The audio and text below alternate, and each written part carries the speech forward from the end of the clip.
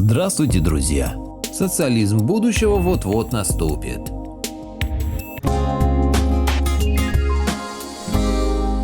Благодарю всех, кто подписался на мой канал и смотрит мои видео. Ссылка на статью в описании. К середине 21 века мир разделится на обновленный Запад и периферию. В первом мире будет царить технократический социализм с основой в виде рационирования. Жить там люди будут 130-150 лет, и биотехнологии станут основой экономики. К 2050 году сдуются Бразилия, Китай и прочий развивающийся мир, перед этим, возможно, пройдя в Азии через атомную войну. Этот мир обречен быть вечно бедным и вассальным. В мире роботизации и автоматизации труд их рабов не будет нужен Западу. Скорее всего, нет шансов на попадание в первый мир, и у России не способны инвестировать в человеческий капитал. Таким рисует мир середины 21 века бывший экономист Юрий Шушкевич. Современная футурология в основном рождает антиутопии. Тем интереснее посмотреть на утопию, рассказывающую о мире середины 21 века. Причем эта утопия – плод воображения российского ученого Юрия Шушкевича. Он экономист в Европейском банке реконструкции и развития, Всемирном банке, затем руководитель проектов в сфере биотехнологий при холдинге «Базовый элемент». В большой работе «Социально-экономический механизм постлиберальной модели мировой экономики и окно возможностей для России» Юрий Шушкевич описывает мир около 2050 года. Мы приводим часть его прогнозов. В начале работы Шушкевич приводит аргументы, почему мир к середине 21 века не выдержит сверхпотребления нефти, продовольствия и другого сырья. 3 миллиарда потребителей в Азии попробуют подобраться к уровню жизни первого мира, но эта попытка закончится исчерпанием ресурсов. Неизбежной смены мирового порядка. Разумеется, никакого общемирового консенсуса в вопросах глобального рационирования достичь будет невозможно. Поэтому план по решению энергетической коллизии будет разработан и реализован традиционными политическими и финансовыми элитами западной цивилизации. Для этого они располагают лучшими на сегодняшний день в мире активами в виде технологий, человеческого потенциала, а также в виде агроклиматических ресурсов, необходимых для устойчивого производства продовольствия. В основе перехода к новому мировому порядку будет лежать всеми разделяемый принцип – рационирование. Однако при внешней справедливости в странах с разным уровнем развития он будет реализован по-разному. Рационирование в богатых странах будет осуществляться через устранение непрофильного использования человеческого потенциала. То есть будут ограничиваться и устраняться возможности для немотивированных общественными целями видов деятельности, нецелесообразных с точки зрения дорожающих энергетических затрат. Принцип личной свободы, позволивший в процессе становления и развития современной западной цивилизации наилучшим образом обеспечивать поиск оптимальных экономических и научно-технических решений, а также поддерживать баланс общественных интересов посредством демократических институтов, уже в условиях информационного общества становится не нужен. Все те же оптимальные и сбалансированные решения смогут генерироваться с помощью технократических инструментов. Антитезой свободы станут функциональность и иерархичность, и именно эти отношения лягут в основу нового Запада. Взамен устраненной свободы его добропорядочные и благонадежные граждане будут вести ровную и обеспеченную жизнь с равномерным творческим напряжением, занимая четко определенные профессиональные и социальные ниши. А благодаря получившим сверхразвитие технологиям медико-биологической коррекции эта жизнь будет долгой и здоровой. На протяжении многих десятилетий полные сил, дееспособности и знаний члены подобного общества будут, подобно кибернетическому организму, обеспечивать новому Западу прогресс знаний и технологий. Какой будет жизнь во втором и третьем мире? Напротив, рационирование мировой окраины, а к ней следует отнести все страны за исключением США, Канады, ЕС, Японии, Израиля и, возможно, богатых монархий Персидского залива, будет осуществляться в более примитивных формах. Сокращение калорийности рациона, ухудшение условий и качества жизни, обвальное сокращение источников занятости, стремительное расширение полунатуральных и натуральных форм хозяйства – все это будущее мировой окраины. Если западный мир будет развиваться в погоне за новыми технологиями и знаниями, то этот в постоянных войнах и силовых переделах сфер влияния. Будут с его стороны и попытки воздействия на Новый Запад силой, стремление отомстить извне и изнутри. Однако мобилизационный по своей сути новый западный строй позволит этому давлению эффективно противостоять. Элитам бедных стран будут предложены конструкции подчиненных отношений с Западом, и в подобной вассальной роли некоторые из них смогут принять участие в конструировании новой модели мироустройства. Новый Запад и мировая окраина. Неизбежное в скором времени прекращение мирового ралли за потреблением приведет к коллапсу чрезмерно перегретых экономик Бразилии, Индии и, конечно же, Китая. Когда же в результате реиндустриализации Запада продукция массового спроса начнет производиться на автоматизированных и роботизированных предприятиях, то страны периферии потеряют внешние рынки, а абсолютно неразвитые из-за рабства и нищеты рынки внутренние не смогут восполнить их утрату. В Китае и Индии, по-прежнему существенно зависящих от импорта продовольствия, может начаться элементарный голод. В случае более чем вероятных неблагоприятных климатических и гидрографических изменений голод в перенаселенной Азии может принять катастрофические масштабы. А неизбежные в этом случае локальные войны за скудеющие ресурсы, в том числе с применением ядерного оружия, приведут к гибели сотни миллионов людей и разрушению общественных и государственных структур. Напротив, в странах Нового Запада начнет усиливаться вертикальная интеграция общества, значительная часть отношений обмена будет заменена отношениями распределения, на смену личной свободе придет системный контроль. Если в Азии начнут греметь ядерные взрывы и планета окажется под угрозой ядерной зимы, то свой дополнительный вклад в рационирование западных сообществ внесут их военные и мобилизационные структуры. По ряду продуктов, признаваемых нежелательными и вредными, уже на наших глазах вводятся прямые ограничения. Весьма скоро, вслед за табаком и шоколадом, аналогичные физические ограничения потребления распространятся на ресурсоемкую говядину и даже, возможно, на натуральные молочные продукты. Обыватели не смогут проживать в домах, не оборудованных энергосберегающими системами. Как уже сегодня многие из нас не могут воспользоваться лампочками накаливания. Укоренившийся с эпохи Возрождения примат человеческой независимости и самоценности будет замещен приматом функциональности. Снизится мобильность и социальная роль в разросшихся в последние десятилетия квазиэлитарных слоев деловой бюрократии. На смену воспетым аталли новым кочевникам в лице финансовых менеджеров, свободно перемещающихся по миру вслед за свободно перетекающими капиталами, придут стационарные и куда более малочисленные финансовые институты, привязанные к укорененным в пределах национальных юрисдикций капиталоемким высокотехнологичным производством и научным центрам. Огромную роль начнут играть институты научного и технологического развития, в которых будет сосредоточен лучший человеческий ресурс Нового Запада. Основными направлениями технологического прогресса станут энерго- и ресурсосбережение, минимизация и устранение живого труда при производстве товарных благ и значительной части услуг, а также информационные, биологические и медицинские технологии.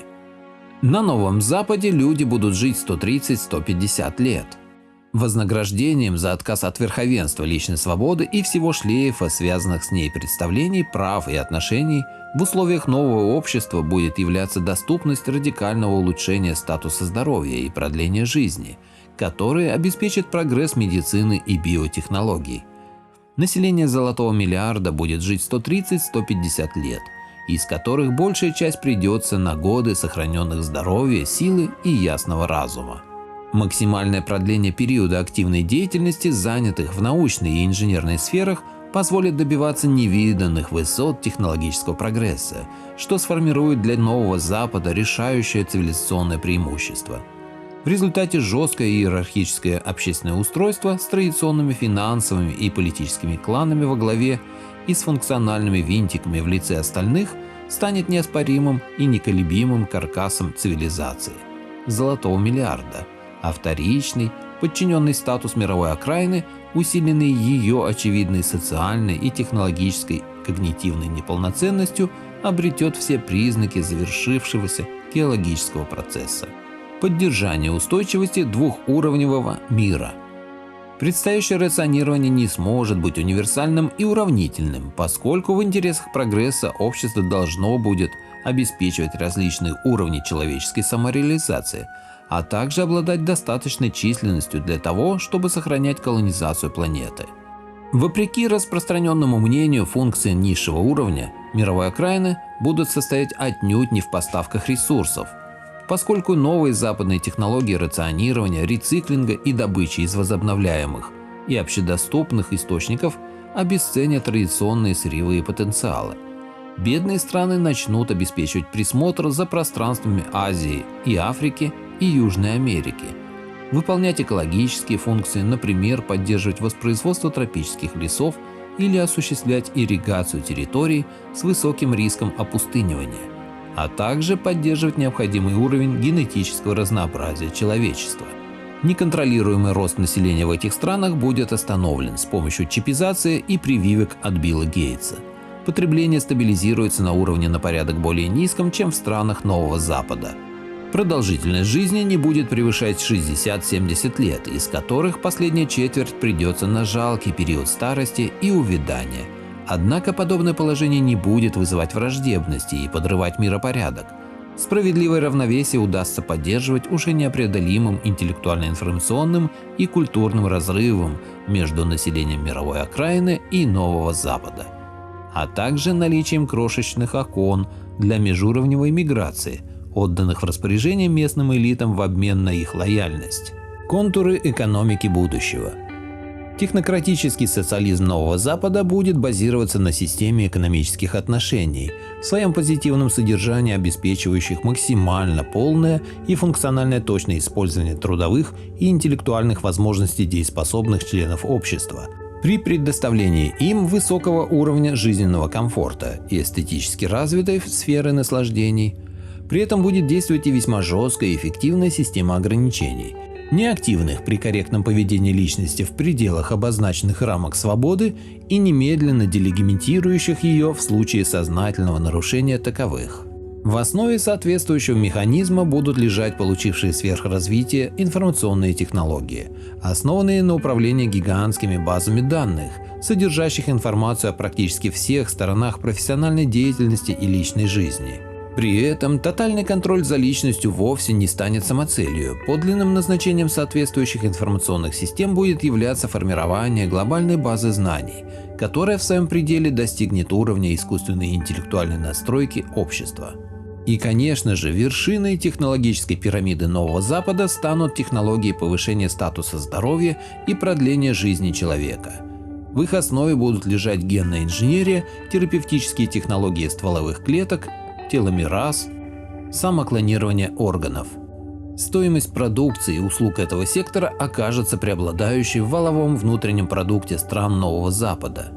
Полноценной альтернативы американскому доллару в среднесрочной перспективе не предвидится, поэтому часто звучащие упования на роль китайского юаня в качестве сопоставимой по силе мировой валюты беспочвенны.